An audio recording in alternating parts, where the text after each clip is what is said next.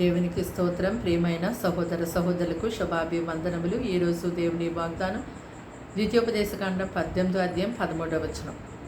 నీవు నీ దేవుడైన యెహోవా యొద్ద యథార్థపరుడవై ఉండవలను. చూడండి, యథార్థత అంటే మన అంతరంగ జీవితానికి బహిరంగ జీవితానికి ఎంత మాత్రం కూడా వ్యత్యాసం లేకపోవడమే యథార్థత. దేవుడు నరులందరినీ కూడా యథార్థవంతులుగానే పుట్టించారు. అయితే మరి నరులు వివిధమైన తంత్రాలను కల్పించుకునేవారుగా ఉంటూ ఉన్నారు. అయితే దేవుడు మనల్ని ఎప్పుడైతే రక్షించుకున్నారో, ఎప్పుడైతే రక్షణ పొందుకున్నామో ఇంకప్పటి నుంచి యథార్థవంతులుగా జీవించాలని దేవుడు సెలవిస్తున్నాడు. యథార్థత అనేది రక్షణ పొందుకున్న తర్వాత అది మనకు చాలా అవసరం.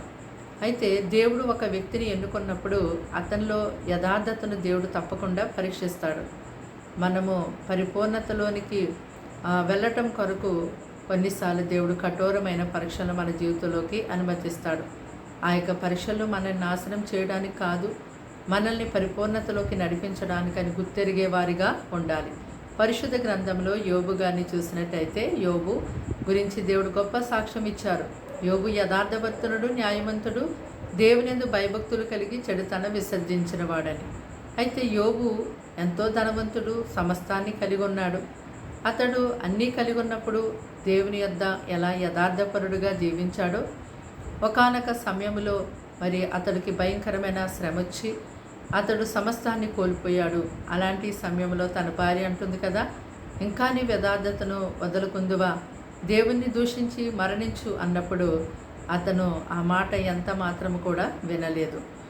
అన్నీ ఉన్నప్పుడు ఎలాగ యథార్థపరుడుగా దేవుని విషయంలో జీవించాడో సమస్తాన్ని కోల్పోయిన తర్వాత కూడా అంతే యథార్థతను దేవుని యందు యోబు కలిగి జీవించాడు.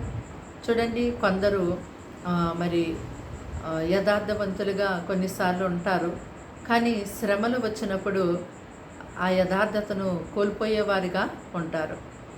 అయితే మరి నీవు ఆ యథార్థతను కోల్పోయి ఉన్నప్పుడు దేవుడు నిన్ను అలాగే ఉంచరు, కానీ మరలా యథార్థవంతులుగా జీవించడం కొరకు నిన్ను పైకి లేపడానికి దేవుడు ఎంతగానో సహాయం చేస్తాడు. దేవుడు తన ప్రజలను ఎల్లప్పుడూ విడనాడువాడు కాదు. కనుక ఎవరినైతే దేవుడు ఎన్నుకుంటున్నారో, ఏర్పాటు చేసుకుంటున్నారో, ఆయన ప్రజగా చేసుకుంటున్నారో వారందరూ కూడా ఆయన యొద్ద యథార్థవంతులుగా జీవించాలని దేవుని చిత్తము, దేవుడి యొక్క కోరిక. ప్రార్థన. దేవాని స్తోత్రాలు, స్తుతులు తండ్రి. మాటలు వింటున్నా నీ బిడ్డల్ని మీ రక్తంతో కడిగి ముట్టి బలపరిచి దీవించండి. ప్రవిధనమంతా వారికి సహాయం చేయండి. కీడు శోధన అపల్ని తప్పించండి.